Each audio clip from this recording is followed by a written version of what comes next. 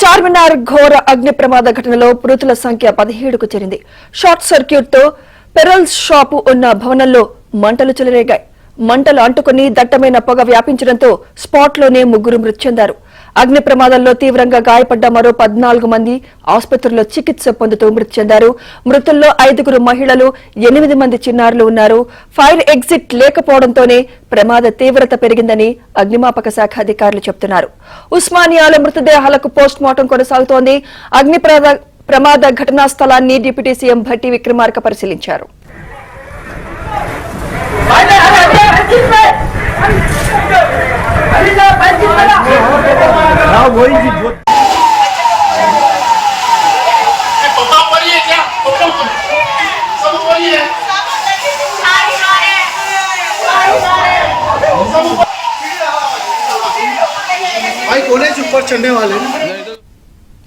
అగ్ని ప్రమాదంపై సమగ్ర దర్యాప్తు జరిపిస్తామన్నారు డిప్యూటీ సీఎం భట్టి విక్రమార్క.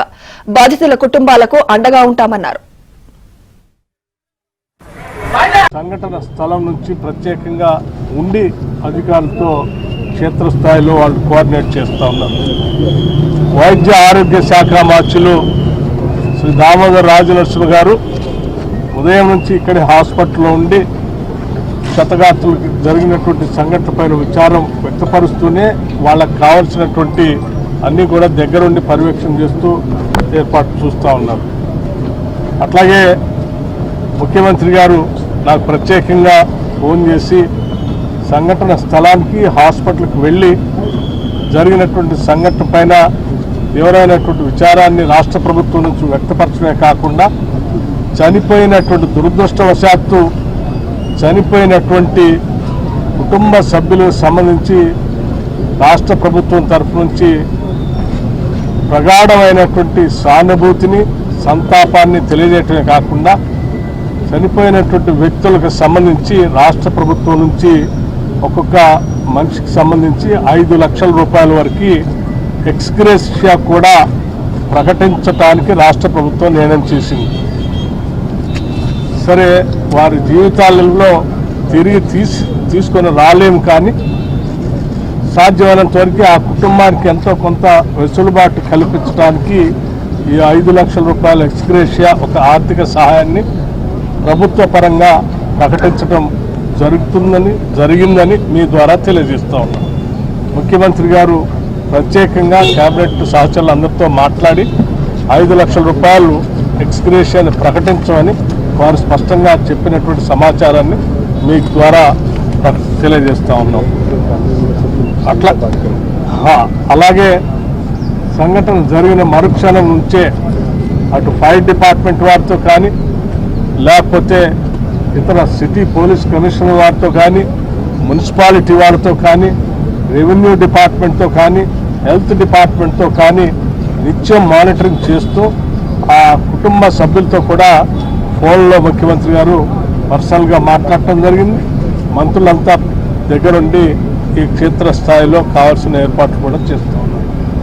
ఈ సంఘటన జరిగినటువంటి బహదూర్పురా తహసీల్ చార్మినార్ ప్రాంతంలో ఉన్నటువంటి గుల్జార్ హౌస్లో సరే ఇది ఆ ప్రాథమికంగా అందిన సమాచారం ప్రకారం ఎన్ని గంటలకి ఉదయం పూట ఫైర్ యాక్సిడెంట్ లోపల షార్ట్ సర్క్యూట్ వలన జరిగినట్టుగా ప్రాథమిక సమాచారం ప్రకారం భావిస్తూ ఉన్నారు.